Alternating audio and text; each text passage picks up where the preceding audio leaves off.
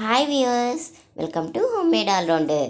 ఈరోజు best out of the waste అనే రీతిలో మనకి ఇసుకలో దొరికే గవ్వలు, శంకులు, శంఖాలు, నత్తగులలతో అందమైన వినాయకుడిని ఏ విధంగా చేశానో చూపిస్తున్నాను. అంతేకాదు స్వామివారికి పంచెను కూడా అమర్చాను. ఈ వినాయకుడిని ఎలా తయారు చేయాలి అనే ఐడియాని మా అమ్మే నాకు ఇచ్చారు.